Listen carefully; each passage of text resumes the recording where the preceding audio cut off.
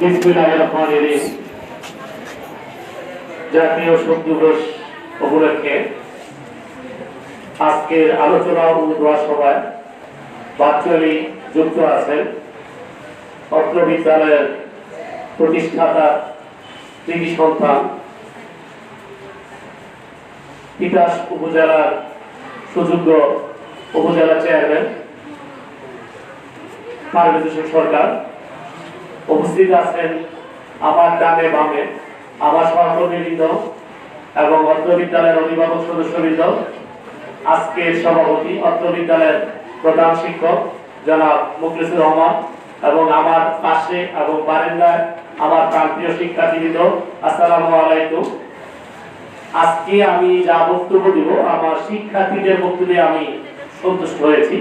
অত্যন্ত চমৎকার ভাবে জাতির জনকের জীবন বৃত্তান্ত দ্বারা যেভাবে বর্ণনা করেছে আমি খুবই মুগ্ধ।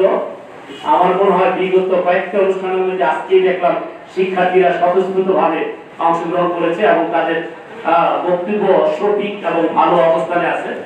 আমি আশা করি আমার ইয়াকুব স্যার যে আশা ব্যক্ত করেছেন আগামী জাতির যে কর্ণধার সেটা দায়িত্ব যেন তোমরা পালন করতে পারো।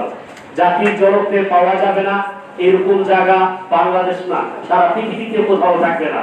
সব জায়গায় জাতির জনকের শ্রদ্ধা নিবেদন চলবে এবং যেখানে যেমন আমাদের একজন শিক্ষার্থী বলেছে যে শেখ মুজিবকে আমি রহমান বটমূলে দেখি, ধানমন্ডির 32 নম্বর বাড়িতে দেখি, টুঙ্গি পাড়ায় দেখি, অর্থাৎ তার স্মৃতি বিজড়িত অবদান থাকে যতদিন এই বাংলাদেশ থাকে। এই জন্যই তিনি জাতির পিতা এবং হাজার বছরের শ্রেষ্ঠ বাঙালি। তো তার স্মৃতি আমাদের অন্তরে থাকবে, তাকে আমরা লালন করব। তাকে মেরে ফেলার জন্য যে কুচক্রী মহল কাজ করেছে তারা কিন্তু আজকে আস্থা করে নিক্ষিপ্ত হয়েছে, তারা কেউ কিন্তু ঠিক নাই। কারবালার প্রান্তরে হাসান হোসেনকে যারা শহীদ করেছেন তারা কিন্তু ইসলামের ইতিহাসে কোথাও ঠাঁই নেই, তাদের ইতিহাসে কিন্তু কোথাও তাদের ঠাঁই নেই। ইয়াজিদের বংশটাকে পর্যন্ত সমগ্র মুসলিম জাহান ঘৃণা করে, অথচ ইনি মুসলিমই ছিলেন, তাকে ঘৃণা করে। জাতির জনককে যারা হত্যা করেছেন তারা আমাদের দেশের সন্তান, কিন্তু বাঙালি জাতি তাদেরকে ঘৃণা করে। আমরা তাদেরকে প্রাণ ভরে ঘৃণা করি, মানে ঘৃণার যতটা থাকে তাদেরকে ঘৃণা করি। কাজেই যাকে সম্মান দেওয়া তাকে সম্মান অবশ্যই দিতে হবে। জাতির জনক আমাদের বাংলাদেশের জাতির জনক, এটা আমরা কখনো ভুলতে পারবো না তার স্মৃতিগাথা। এই দেশের কুচুক্তি মহল এই যে যাদেরকে আমরা ঘৃণা করি, যাদের আজকে বিচার হয়েছে বঙ্গবন্ধু খুনিদের যাদের ফাঁসিছে, তাদের বংশধর কিন্তু এখনো জীবিত আছে।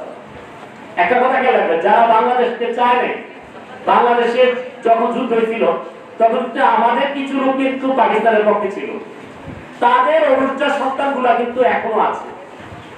সেগুলাকে চিহ্নিত করে তারা যেন কোনো দেশদ্রোহী কোনো কাজ না করতে পারে সেটা দায়িত্ব আমাদের, সেটা দায়িত্ব আমাদের নতুন প্রজন্মের। এই প্রজন্মকে জাতি পিতার স্বপ্ন বাস্তবায়ন করার জন্য আমিও ইয়াকুব স্যারের সাথে সুর মিলিয়ে তোমাদের কাছে বলতে চাই, এই দায়িত্ব তোমরা পালন করবে। বাংলাদেশ জাতিকে যেন সারা বিশ্বের দরবারে শ্রেষ্ঠতম আসনে প্রতিষ্ঠিত করো, সেই আশা কামনা করে আমি আমার বক্তব্য শেষ করছি। জয় বাংলা।